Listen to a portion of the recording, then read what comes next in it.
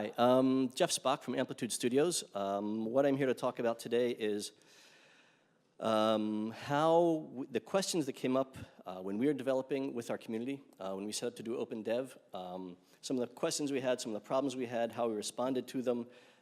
It's very much a your mileage may vary presentation, because no other studio is going to have the same set of circumstances that we had when we started. It's our size, the genre we're in, being in France, there's a lot of different things. So I'm going to try to pose a fairly large set of questions and explain what we did and why we did it.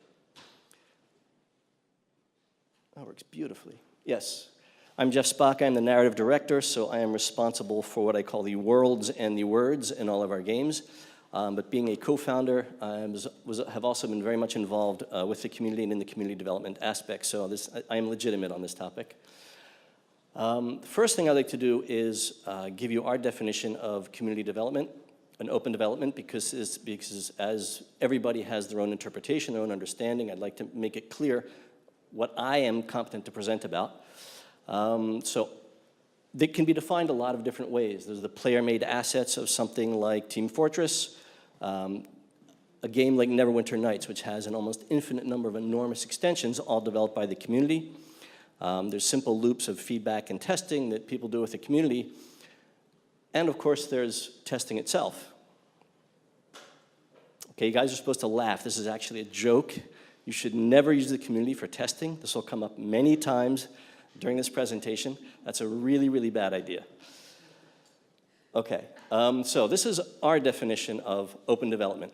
It's having the community and the development team, I'm sorry it's so small, exchange design and gameplay ideas via direct feedback loop between the designers, producers, and programmers and the community.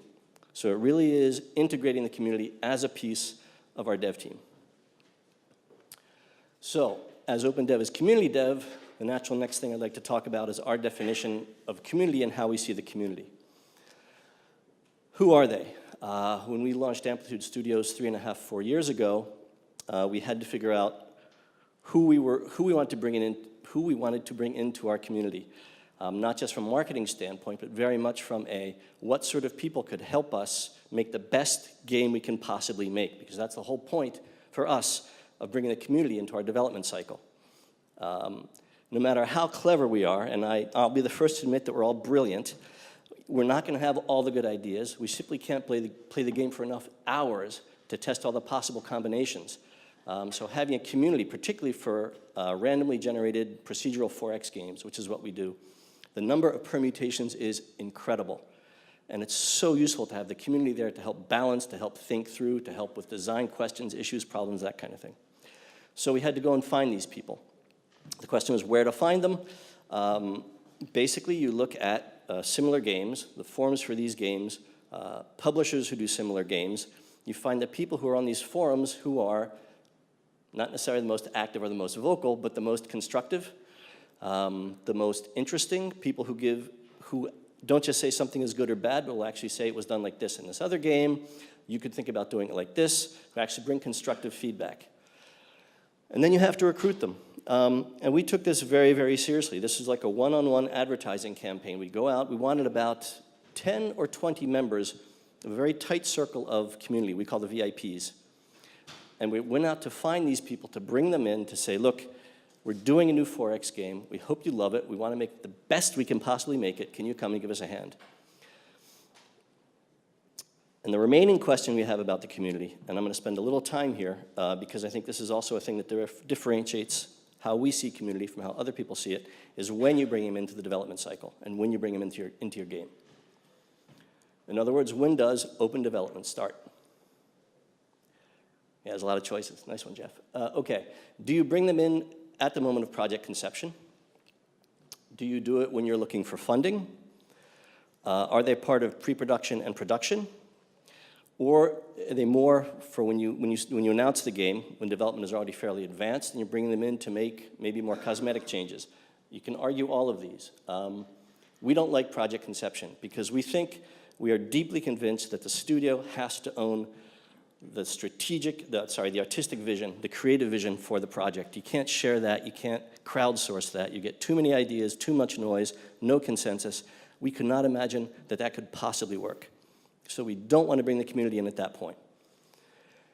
Announcement, there's nothing wrong with doing it at announcement, but in this case, it's much more of a marketing exercise because the game has already largely been developed. Most of it's been, we hope, most of it's been tested and is fairly solid. Changes and additions that community can make are going to be more cosmetic and not so much really tied into the basic gameplay and the gameplay loop, which is what we were looking for. Again, that's our definition of open dev. So what role does a community have? Another way to look at community, yes, we're very into community here, is who interfaces with them on the org chart. If they're an investor, that's maybe one thing. If it's the dev team that talks to them, this is our case, we expect the programmers, the designers, the producers to be out in the forum talking to the community. Is it Q&A? No. Everyone's supposed to say no, it's not Q. Okay, right. And are they just a customer? Again, that makes it more of a marketing question than a dev question for us. So we don't like Q&A, and we don't view them as a customer. So the question is, are they more an investor, or are they more part of the dev team? Now, what I'd like to go into here is why we haven't done crowdfunding and why I think Amplitude will never do crowdfunding. A lot of people love it. It makes a lot of people happy, but it doesn't work for us. And I'm going to give you a number of reasons why that's true. For Amplitude, again, your mileage may vary. One thing is the way most of them are structured is you get 100% of what you ask for, you get 0. Obviously, even if you're only trying to fund a small game budget, and if I'm not mistaken, I think the average game budget is about $6,700 on Kickstarter. You're going to get all or nothing. These are not actually investors, these are actually pre-sales, because these people get your game. So those are sales that you've already made. So the question is, what percent of your overall sales have already gone away to fund your development? Maybe it's only 1%, maybe it's 0.5%, maybe it's 60%. You don't really know. You don't know what, maybe if you have a really good business plan, you have a really good idea of your demographics, your genre, your game, your track record, maybe you have no worry about that. To us, that was a question. We weren't comfortable with that. If you don't have a rock star in your dev team, it's going to be a lot more difficult. If your name is Chris Avallone or Tim Schafer, you say Kickstarter, and people open the bank vault, grab the pitchfork, start throwing money at you. It's very easy. If Jeff Spock has a Kickstarter, just be like complete indifference on the internet, you know? Sad but true. I'm humble enough to accept that. If you don't have a rock star, it's not easy to get funded. If everybody in here has developed games before, you know that from the project, the conception, the pitch of the game, all the way through to what you deliver, the game goes through a lot of changes. A lot of changes, a lot of feature additions, subtractions, all kinds of stuff. But what the people bought into when you crowdfunded was your initial pitch vision. Now, what you might ship could have some to a lot of differences from that. And there's going to be a big gap of expectation, potentially, and a big concern about, hey, I paid for this, you gave me that. Do you want to manage that? Be prepared to manage that if it happens. We didn't want to have to go that route. Whose community is it? I've backed probably 20 or 30 things on Indiegogo and Kickstarter. I go to Indiegogo or Kickstarter to learn about the status of that project. You don't want people doing that. You want people going to your website. You want them to be your community, not the crowdfunding community. So you have to think about taking a step there of drawing these people away and making sure they're your community. And as you all know, the internet is essentially one enormous engine for generating a multitude of heated opinions. If you bring this into your development cycle, well, we didn't do it because we didn't want to have to face up to that. But it's also heated opinions from people who are going to stand up and say, hey, I paid for you to make this game. Here's the idea I want you to put in it. Again, that's another thing you're going to have to manage if you're doing crowdfunding. So this is basically the way we look at crowdfunding and the reasons that, so far, fortunately, we haven't had to do it, and we hope we don't. So if, again, your mileage may vary, if you're looking at community dev the way we look at it, if you're approaching the community as part of your development team, here's the steps that we go through. Here's what we recommend for the process to actually do that. There is the Pact, the means you use, how it's going to touch your dev process, and then lastly, a bit of the risk and the results. Can somebody give me a time here? I was much less nervous when I practiced. It took longer. I'm speaking quickly. Okay. The Pact. All right. This is the crossroads at midnight part, okay? This is Dr. Faust in his study contemplating the meaning of human happiness. Because what you have to sell in this case, it's not your soul, but it's going to be your game design document. It's going to be your vision, your baby. You're going to put that up for other people to look at and comment on. And that can be emotionally, this is going to surprise, it can be an emotionally very challenging moment when you do that. You're going to put that out there, but the reward you're going to get for that, if you have the right people in your communities, you're going to get a really good level of involvement.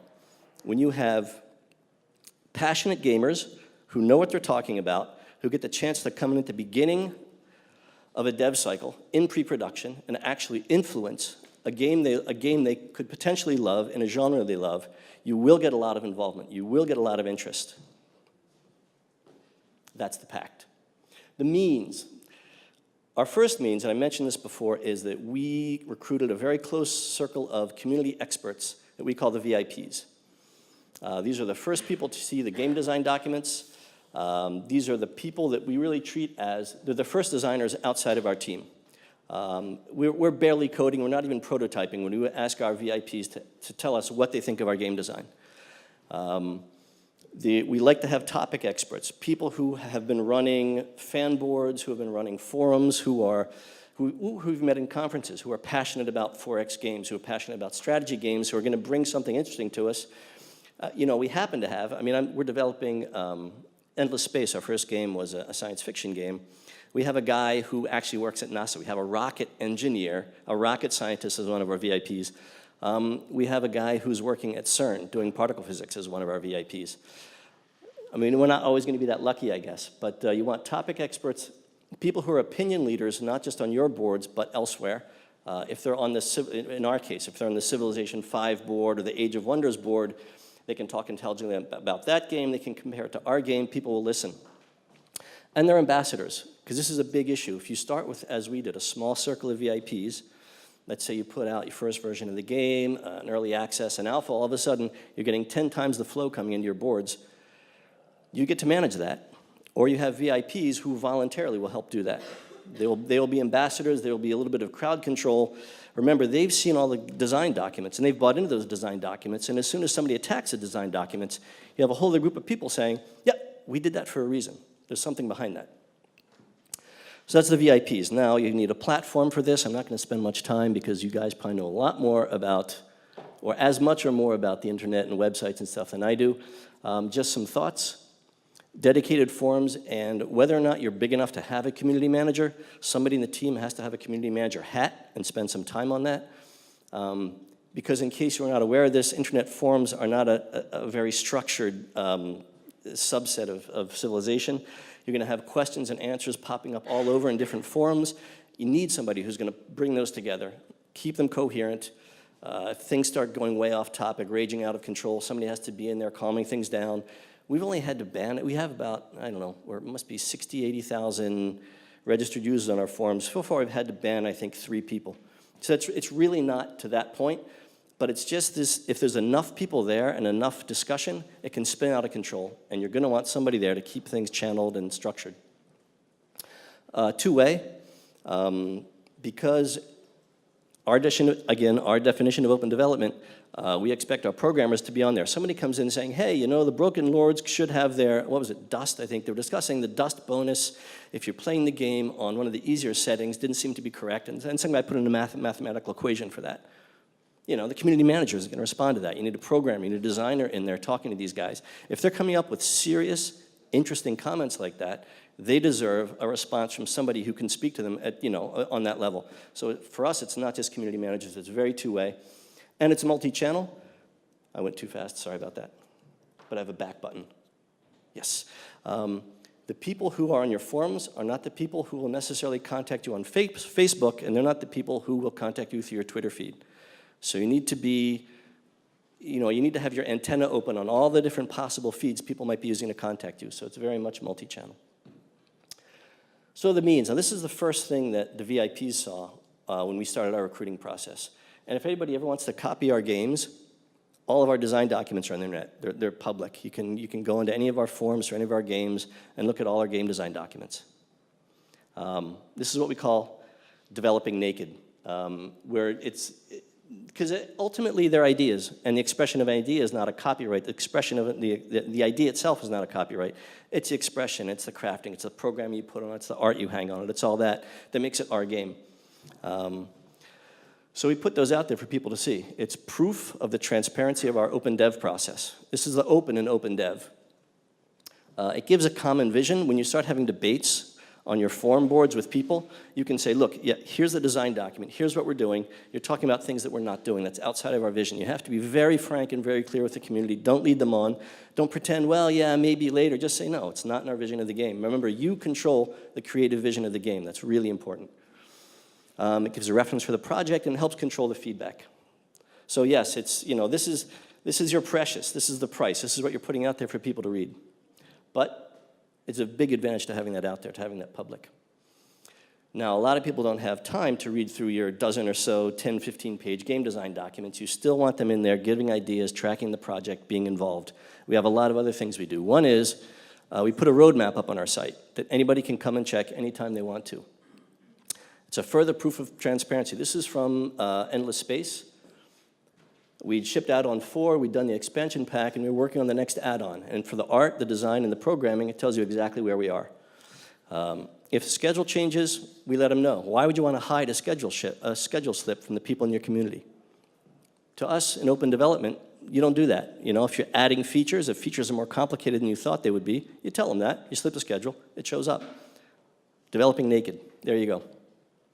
And also, you can tease new features. You add, minor faction number 16, and you get somebody, I didn't know there was a number 16. What's number 16? So you get a lot of, it's a nice way to tease new features and changes that are coming up as well.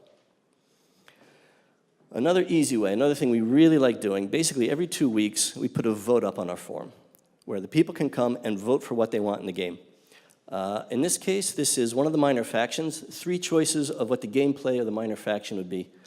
Unfortunately, I can't read this, but it is a legitimate screen capture from our site. That was for Endless Legend. These are heroes that are actually voted in by the community for Endless Space. So people who don't have time to look at the game design documents, to get really involved in the discussions, they can come, they can look at something, they can vote. They can leave a line on the forum thinking what they think is good, why they don't. That's all it takes. It doesn't even take 5 minutes, and yet they're still involved in the game. And when the game ships, a thing they voted on will be in there. There is a visible impact on the game development process from something that doesn't take that much time. Okay, this is proof of transparency times 10. If you go on our website, you will see a list of all the community requests and recommendations that have come in, that we have discovered anyway. It's a big website. And they're all listed. They're all out there to see, and they're all listed. Green means, yeah, we'd like to have that when we ship it in the gold version. Yellow means, that's a nice idea. We're not going to get to it in the first version of the game, but we'll try to add that in some of the patches and the add-ons. Red means, yeah, that's a nice idea, but that's going to hurt. That's going to take a lot of dev time. It's very complicated. We'll look at it, but we're not going to promise anything. And everything that's black is not in our vision of the game. Thank you. Maybe a good idea, maybe a bad idea, not in our vision of the game. Complete transparency. This is, I think that's user interface issues. This is battle and siege issues, and we just have a whole site dedicated to telling people exactly what we are and are not doing in our games. So, tracking transparency. The really good thing is you don't have to worry about what your dev priorities are. The community will tell you what your dev priorities are. Another thing that makes a lot of noise in the forum, people have a lot of fun with, is competitions.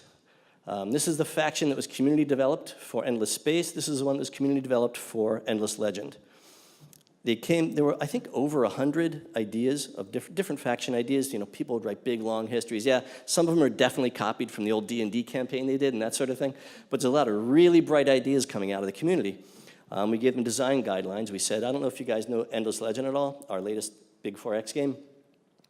But they have minor factions on the map, and the minor factions can act as sort of boosters, additional units, and that sort of thing. And we said, okay, here's the gameplay we want you guys to come up with a faction design for.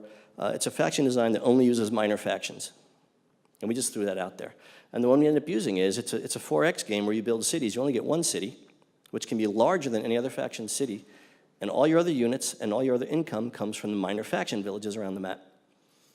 And, you know, our programmers went crazy trying to code it, but, you know, it won the vote, and it was a great idea, so we did it. And in every single review we've had, they've said really nice things about the cultists, which is this wacky community faction that was created. So it's a great catalyst for the community. There's lots of discussion. The boards are on fire when people are talking about this and throwing ideas out and voting and proselytizing. My idea is great, please vote for it. And it doesn't matter how big or how small it is. We've had community competitions for a piece of artwork, for the biography of a hero, for lots of things like that. You can make it any size you want. Early access. Now we get to why you do not use the community to do QA. When you put an early access out, and I think actually Endless Space was the first alpha game that Steam put on their storefront. So we were like before early access really existed in 2012. I think we were the first. Early access is the first look everybody has at your baby, and if it is full of bugs, that's what they will remember, and that's what the journalists will write about. You will not get feedback on your gameplay loop. You will not get feedback on your dev ideas. You will get a lot of very unpleasant comments about how buggy your game is, which you do not want. So early access is the foundation. It's a huge boost to the community. This is when you suddenly see 10 times, 20 times more people coming into your boards, asking questions, making comments. It is not crowdfunding. If you cannot finish dev without doing an early access, your problem is bigger than just early access. Because it's completely, you can't predict what you're going to make. None of that, we track these curves pretty meticulously. For the fourth game we've done 3 early accesses for all of our games. For our fourth game, we still really don't know what we're going to get as income from early access. It's not that predictable. It's not recommended from us to use it as crowdfunding. Quality is critical. It is so critical. They have to be testing the gameplay loop, commenting on the gameplay loop, commenting on the design ideas. That means it has to work. And it generates previews, and previews can be great. Previews can be, we've had some really nice previews and some not as nice ones. And then there's gamification. Now this whole thing about open dev, to us, to a certain extent, it's the game of making a game. Badges, achievements, titles, the competitions, the votes, it's all supposed to be fun. People should want to come to your website and do this and enjoy it. And I'm sure there's more steps we can take with this. Sorry, I didn't do this. Somebody else. No, I think the marketing guy did this. Fun, fun, fun. Yeah, okay, no, that wasn't mine. Anyway, the gamification, because if you're going to bring in VIPs, if you're going to bring in people, you want them to make comments, you want them to add value to your game. It's got to be fun for them. It's got to be payback. It's got to be interesting for them, not just for you. Now, this is going to be the impact on the dev process. This is really brief. This is one slide because there's only 3 points on it, okay? Again, your mileage may vary. To us, there is no impact on the creative vision because we keep that. And that's an important thing, which is why I keep saying it. Prioritization, to us, the community basically prioritizes our tasks. And they do that, and they can do that because of a really, really critical thing. And if you write down only 2 things in this presentation, one is it's not QA, and the other one is schedule gaps. Because what we do when we map out the project plan for one of our games, there are actual gaps in that schedule where the engineers have nothing to do because we know the community will give them work. And if you do not have gaps in your schedule, why are you asking the community for ideas if there's no time to implement them? You have to have gaps to your schedule. I mean, we think, your mileage may vary, I'm going to add that, like I always add that, we think you really need to have schedule gaps built in from the beginning. Maybe you can get away from it by saying, yeah, we plan to do that later, we slip that in, we move something else. There's probably ways around this, but for us, this is the real guarantee of the transparency and the commitment and the payback the community is going to get. So risks. Yeah, there are risks. These are basically what scared us when we were first doing open development. And it's all classic internet troll stuff. Negative forums, unreasonable ideas, people who didn't read the design docs and come back and start demanding all kinds of things, and you say, no, that's not the game, and they're going to come back and yell at you and say, it should be the game. For Endless Space, we didn't do tactical space battles. You can't pick this turret on this ship and have it fire at that part on another ship and do that for all your ships and all your fleets during a battle. We just decided not to do that. And there were flame wars about people saying, well, your game is going to die and no one's going to buy it because it doesn't have tactical space battles. You know, you have to be prepared for this kind of thing. You have to be willing to fight it. The other issue is mismanaging feedback, and that's one of the issues, and that's one of the problems if you don't have somebody really involved in community management, making sure that intelligent comments and questions don't get lost in the wrong thread or in the wrong social media or coming in from somewhere else. That was a very important thing for us. Concerns that would be unrewarding for the VIPs and for the community. You know, what if you throw a party and no one comes? They come, they read your game design doc, they say, that looks cool, see ya. Fortunately, we didn't have that, but that was a big worry we had. So I actually can't tell you how to deal with that if it happens. And then irrational ideas, similar to unreasonable ideas. I don't know why I put that on there twice, my apologies. So where did it work for us? These are the key successes. One was, can't say enough good about our VIPs. They've really been fantastic at helping us balance the game, helping us design the game, coming up with good ideas. Really, they've been fantastic. Can't say enough. If any of them ever see this, we love you guys. It's been a very positive and creative website. The buzz, again, we have an advantage here, and this is another one of the your mileage may vary things. But 4X strategy games tend to be an older, more mature audience than a lot of other genres. So we were able to, you know, that was something that we were lucky enough to have, that not necessarily everybody does, but we've had a really good ambience on our websites. A lot of self-moderation. When people come in and start flaming other people, community members, not necessarily VIPs, but people who are on the boards and like the atmosphere of the boards, we'll tell them to quiet down. We don't even have to. And live dev, this whole idea, to us it's been really energizing, this whole idea of developing, okay, naked development, yeah, nice buzzword, in front of the VIPs, in front of the community, letting them see what you're doing, being completely exposed. It's been a lot of fun for us, actually, and it's given us a really good link into the community and a lot of credibility with the community. Things we didn't do as well as we could have. We never say we do things wrong, but things we could have done better. The cultural process of integrating newcomers into your little community. These times like early access or when you ship the game and you suddenly get a huge burst of people coming in, we really weren't ready for that. We hadn't thought about that.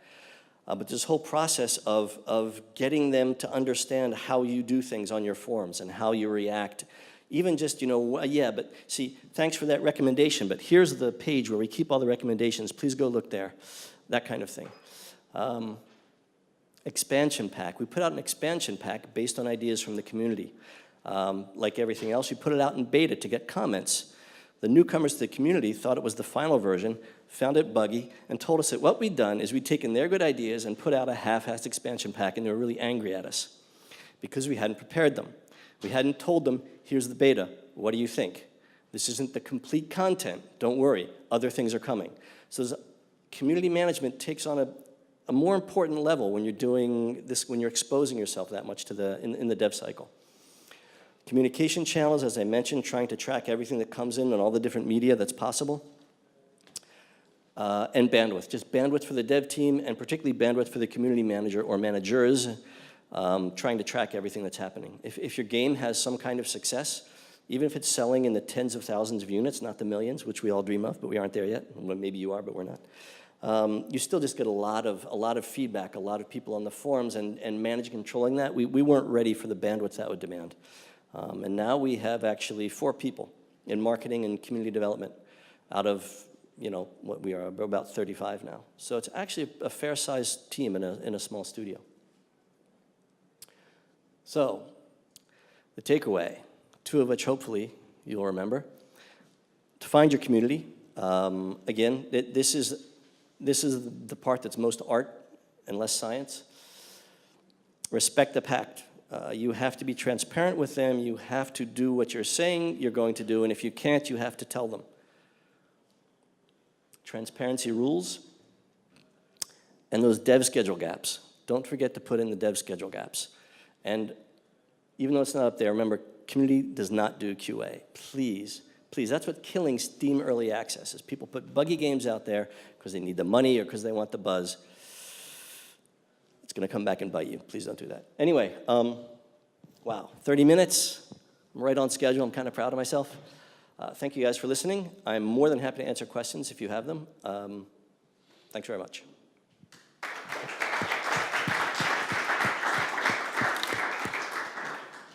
Damien, over to you. Any question?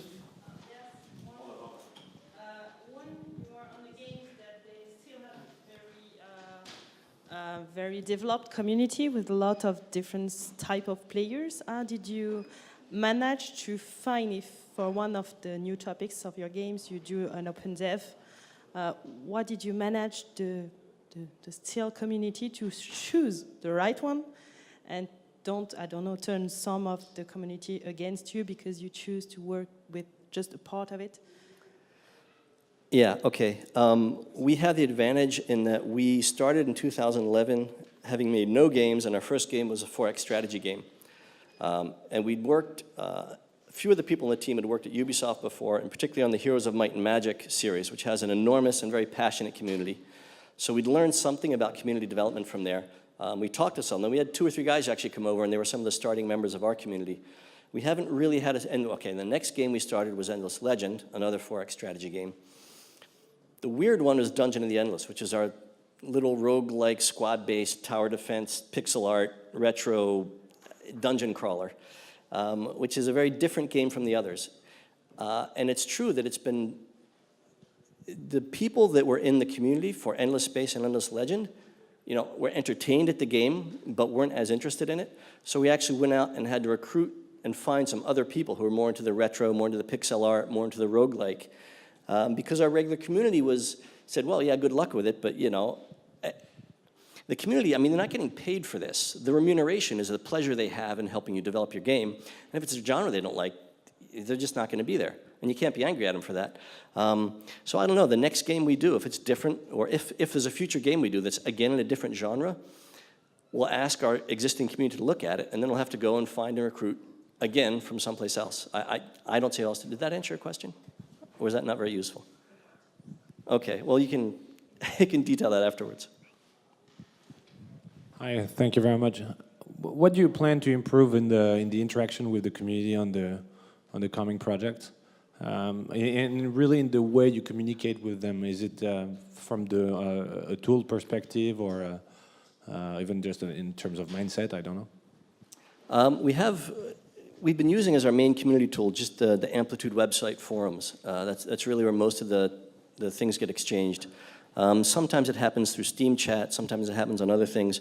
We're kicking around the idea of actually making a real dedicated website just for, this is what we call our Games Together, which is our community development, joint community development thing. And we're wondering about, you know, what you can do, because this is really like version 1.0 of this whole concept, and we learned an awful lot. So the next thing is, well, you know, what would you do if you were dedicating a website just to doing open development? You know, what sort of different interactions would you plan for that you wouldn't put on your normal corporate website or, you know, or the marketing website? So that's the kind of question we're asking. We don't really have answers, but it's something quite honestly that we're looking at, the marketing and the dev people are looking at, trying to think of, if you dedicated a website just to open dev, what would that look like? We don't have the answers, but I think that's certainly going to be the next step. Sorry, not a very helpful answer, but when we get there, we'll publicize it.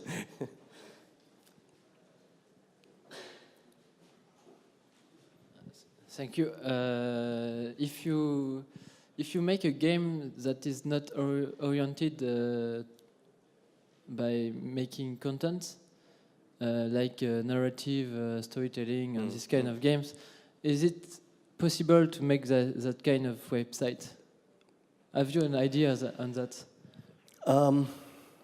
Yeah, one of the problems, actually, I should have mentioned this during the talk, so those who stayed get a bonus. We don't do narrative-heavy games. We're doing procedurally generated 4X games, so there's no spoilers. If you're coming and you're working on the project. If you're doing narrative-heavy games, it's a very different thing because typically there's a main thread you want to take people through. And once they know that main thread, is it as interesting to them?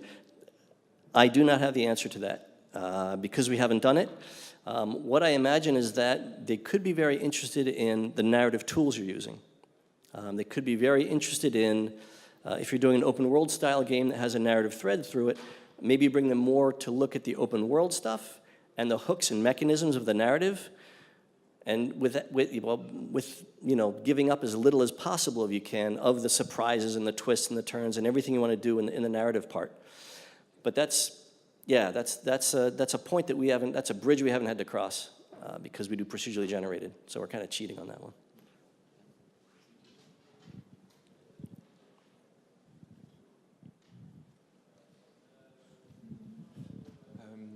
One question, so how do you manage your developer, especially with this specific relationship they can have with the community? Because sometimes, you get a good feedback, but it's not the right solution. You have a good question, but the community doesn't have the answers, for instance, and sometimes the developer, they don't really want to maybe too much listen, or they can get offended by some feedback. Yeah, it's the thing. Nobody likes to hear that their baby is ugly. So, when we get feedbacks on features, you get negative feedback. Typically, if you know the community well, it will be couched politely so nobody gets offended, but sometimes it isn't. There's a couple things on that. One is that we're not like a big company who's quoted on the stock exchange and has a lot of legal worries.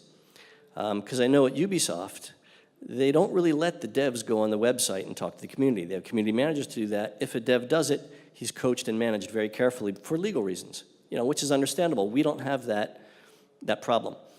So we do coach the devs a little bit about how to do it, but we want to have a very open interaction because that's, it's very much the basis of our thing. There's maybe two ways to answer that. One is that we keep reminding the community that even if it's a good idea, we might not choose it because it's our creative vision and it's our game. We have to apologize to them if they come up with a clever way to do something that we don't want. As far as the devs go, the programmers in particular, one of the big, you don't say problems, what do you say? One of the big challenges we have is our AI, artificial intelligence, when you're playing against the computer.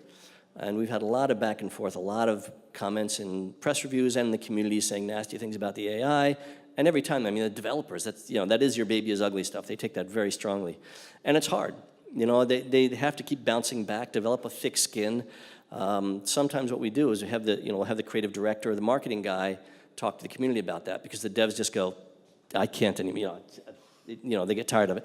And that's understandable because, they've been taking a lot of flack for it. So it's part of it's coaching the devs. Part of it is maybe having a little bit of a firewall there, where the dev will give the answer, but maybe he'll give it via somebody else who can couch it differently and won't take the same kind of flack or feel the same kind of pain for that.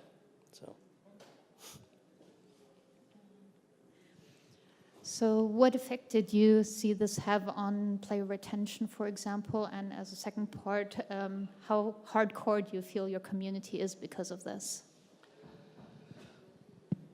Player retention, that's a really good question. The problem is before Amplitude, none of us had ever done a 4X strategy game before. So even though we'd done a lot of games, we had a lot of experience, we hadn't had experience here. What we were seeing is because both of our big games are 4X, they're starting to have sort of similar shapes of the sales curve and that kind of thing. And I wouldn't go as far as to call it predictability, but comparatively they seem to be similar. The advantage we've seen, we're very surprised because we'd all learned sort of in past lives that you sort of do 80% of your game sales in the first maybe 3 months, and then it tapers off, and then it's dead, and you do something else. We're still selling Endless Space today, and it was shipped 2.5 years ago.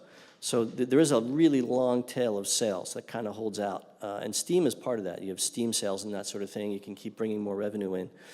And we're seeing a lot of comments on the board. Yeah, I bought Endless Space. I thought it was okay. It missed some things. Now I bought Endless Legend. I really like it. So, the people who buy one game will at least look at the other game. If the reviews are good, they'll buy the other game. So we're finding, is that what you mean by player retention? Or attention or retention? Retention, okay, so yeah, okay. How long people stay engaged because they have an impact on what happens? Right, yeah, and we've had VIPs who've been with us for, 2.5 years now. And we've lost some. We had an amazing guy who was an administrator, a guy in the US who did a great job. He was in there really busy for about a year, and he's gone now.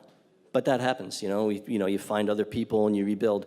The core of it has been pretty solid, we lose or gain maybe 10 to 20% per year. But there's a core that's stayed pretty reliable. And of course, eventually they'll all move. You know, they'll grow up, they'll have kids, they'll get divorced, they'll change countries. That, you know, life goes on, and you have to be prepared for that. But we've had really good retention, particularly with the VIPs. It's been very good for us. And the second question Right. was on how hardcore the community is. Very. Because it sounds like yeah. being so involved, it would require a lot of dedication and maybe kind of be a bit daunting for a more casual crowd. It can be. That's one of the reasons we like to use things like votes and roadmaps and community challenges and design and that sort of thing, because going to the design document, that's pretty hardcore. So our VPs tend to be pretty hardcore. You know, the software engineers, they're big gamers. They're gamers who've played a lot of games. They have no fear of diving into a design doc and looking at the mathematics behind it and that sort of thing. So yeah, I would say, yeah, it's a hardcore community, not hardcore in the sense of they're not, you know, Battlefield, Call of Duty players. They're not that kind of hardcore gamer. They're hardcore strategy gamers, definitely. Absolutely, yeah. But again, I think if you're doing, you know, Mrs. Happy Dolphin's sailing expedition thing, you would find a community. It's going to be a younger community. There's no point putting the design documents out there for them. You can do a lot of things with polls, with votes, with that sort of thing. I mean, you think whatever your community is, whatever your game is, you can do the same thing. It's just going to be on a different level of interaction. Not all the tools I present here are going to work for every genre, for every kind of game, of course. Of course. Yeah, it feels like those kind of games would drift always more towards the hardcore, because the more vocal people would be typically the people that give most feedback are the more hardcore, so they'd advocate for a more hardcore line in terms of development. Like if you want to go for more casual, then typically people say, oh no, that's too easy, I won't be able to show my skill or whatever. That's true. I think one of the reasons that Dungeon of the Endless didn't appeal as much to our 4X strategy community is it's a different, you know, it's a roguelike. There's a lot of chance. You die all the time, you restart, you retry. It's a different kind of game or a different kind of game. So we had to find some new community members to help us with that. That's definitely part of it. Thank you.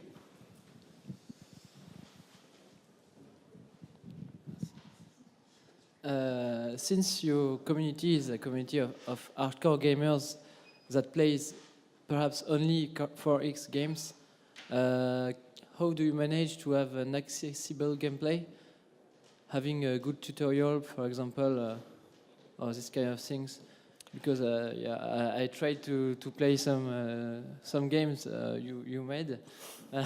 It's the learning curve. It was it was accessible, but there was some stuff that I didn't know because I'm not a 4X player. Yeah, so yeah. I had to ask to a friend who knows this kind of games.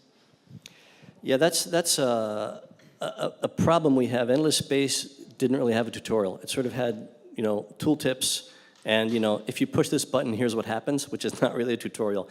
We put a tutorial in Endless Legend, which sort of introduces you to what you need to know for sort of the first 50 turns of the game.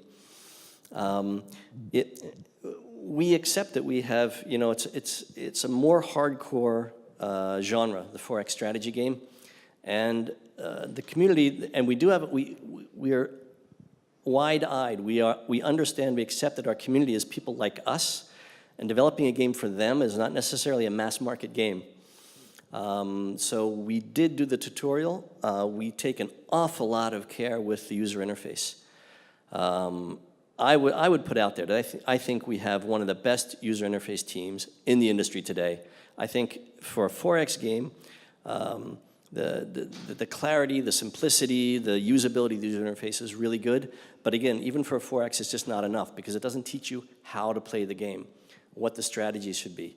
And that's a weakness. That's a weakness of our genre, and it's a weakness of our company. And we know that, and we accept that. You know, the next game we do, whatever that is, we'll try to do an even better tutorial. We'll try to, you know, but we don't want to go so far as to simplify and streamline gameplay. We want to simplify and streamline accessibility. And yeah, and that's a challenge because, you know, we accept that it's a relatively hardcore, and our community have the same mindset that we do. Perhaps you could have some playtesters that doesn't know your kind of game, just to test what is very hard. I don't know. Yeah, we've done that. We've had playtesters come in and sort of go, Yeah. Though, especially in Endless Space, somebody came in and spent, I think, an hour on our tech tree, just trying to understand what was going on. We're sort of, okay, we need to fix that. We need to fix that. So yeah, that's very true. That's very true. Thank you.